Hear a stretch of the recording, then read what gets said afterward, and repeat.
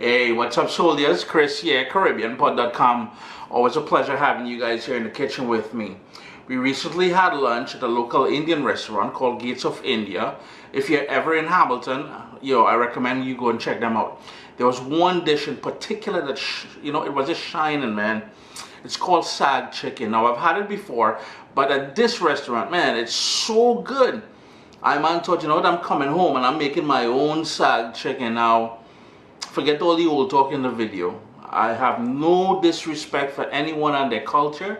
This is my take on Saag Chicken. Now you will see me use all the ingredients in a traditional Saag Chicken, except I'm doing it Caribbean style. We like to shake things up. Let me check it out, alright? Now typically I would say season this and allow it to marinate for a couple of hours. But in my case here, I'm hungry. I'm going to do this right away. So I started off there with salt, and the list of ingredients will be listed down below in the description of the video. Black pepper. And you would have seen me season chicken and meat and pork and stuff like that. Very similar. I want some ketchup in there. That's tomato ketchup. And by the way, if I haven't mentioned it already, that is 3.5 pounds of chicken thighs.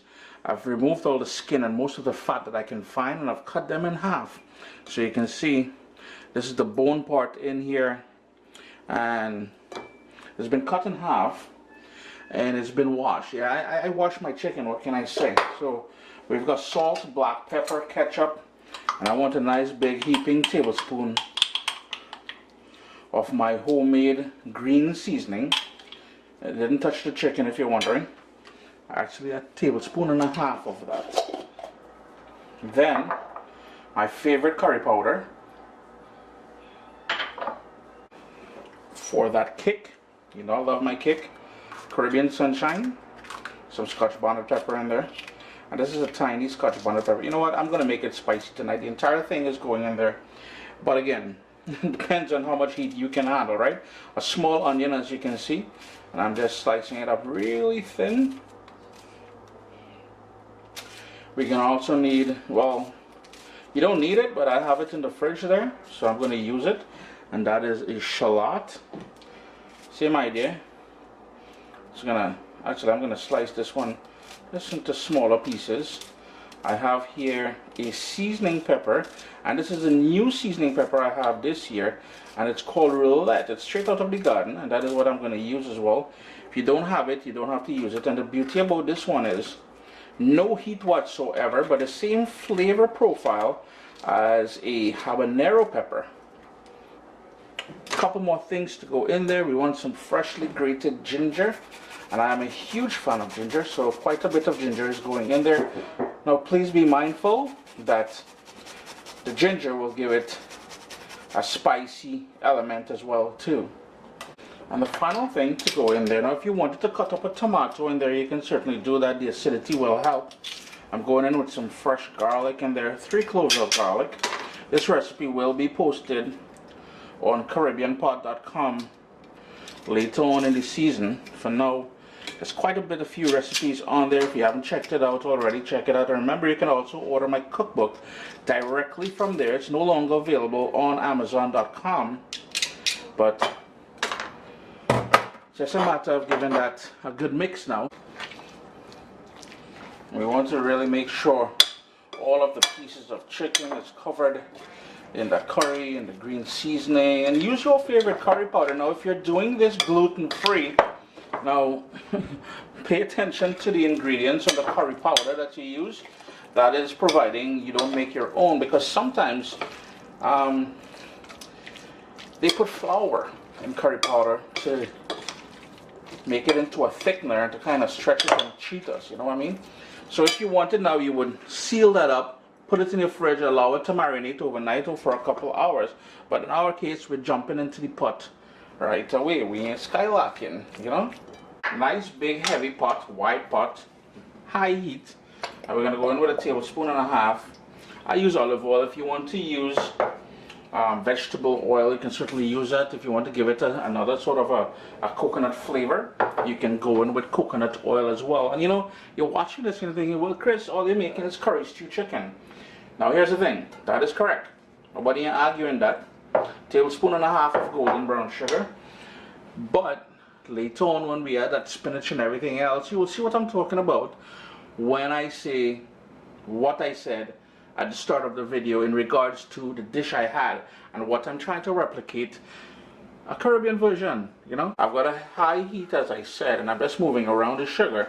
And the reason why I'm moving it around, first of all, is I know I have hot spots on this stove here.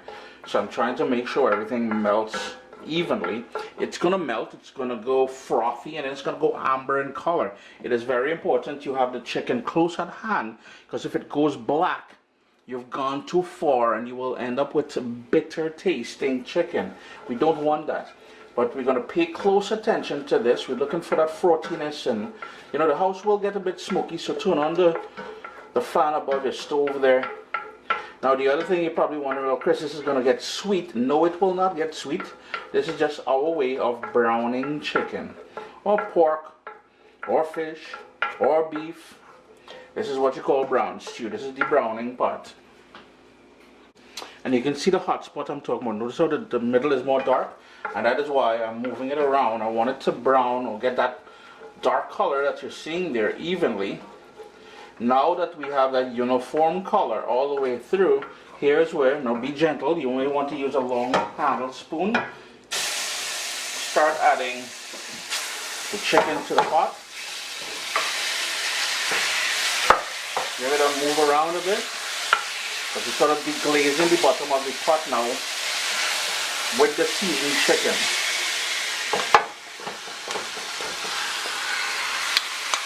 Marinate and everything, but keep the bowl there, because we'll need some water in that pretty soon. But all we're going to do now is move that around to coat everything. I'm going to turn my heat down to medium and just keep moving. I'm going to put the lid on there and let that go for about a minute or two so it comes up to a boil, and the chicken will sprout its own natural juices.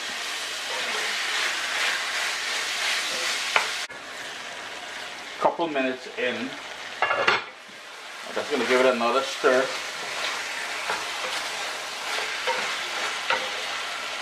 You can see it's already starting to develop some color, and that is exactly why it's called brown stewing. But this is curry stew. This is where the Ganges meet the Nile. This is a, yo man, nothing screams Caribbean quite like this.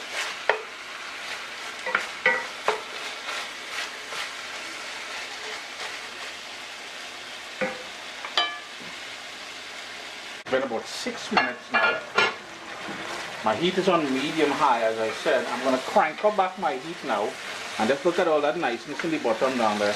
I'm going to crank up my heat now because I want to burn off any liquid which may have accumulated here to really intensify the flavor and to give the chicken that color. Man, I'm telling you, man, it is smelling something wicked up in here, boy. Got that nice fond on the bottom of the pot there. So this is where, remember I told you guys we need a cup and a half of water in the same bowl where we marinated the chicken. That's going to go in there. I'm going to bring that up to a boil now, and that's going to help cook out the rawness. You know, we develop flavors, we develop color. Now it's time to cook it fully. It's come up to a boil, so I'm going to reduce my heat to medium, and here is where we're going to start adding the spinach. And the spinach is what makes this dish really screams out to me. Maybe it's the reason why I like it so much, because as a kid, yo, they call me Baji Boy, and Baji Boy is just a word for any type of greens, any type of spinach kind of thing. And my spinach is washed. I will put 2 pounds of that baby spinach in there, and as soon as it wilts down, it's gonna have room. You're gonna have to trust me on that. But yo, Saag chicken, in my humble opinion, is superior to butter chicken. So all the people who like butter chicken, poops on all you. This here is the real thing, Saag chicken, but my version, you know. Uncle Chris dropping it like that.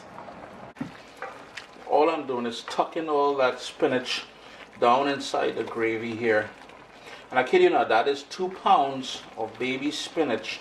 I know it looked like quite a bit earlier, but you notice how it wilts down, and Here's the thing, you want to cook this with the pot open now. There's quite a bit of liquid in here. If you wanted to go with 1 cup of water and ½ cup of coconut milk, it would give you a lovely flavor as well. And the reason why I say that is because my curry powder, my blend that I have there, I have some coconut milk mixed in, coconut milk powder mixed in there. So I'm getting that sweet coconut note in here as well. But if you don't have that, if you got regular curry powder, you know, you rock that, man. Uncle Chris and Vex. No, I'm not hating at all. It's been 25 minutes since I added all of that spinach.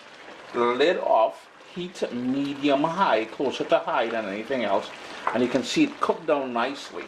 So what I'm going to do here now, well, I would recommend you doing, taste it for salt. That's the first way you're going to personalize this.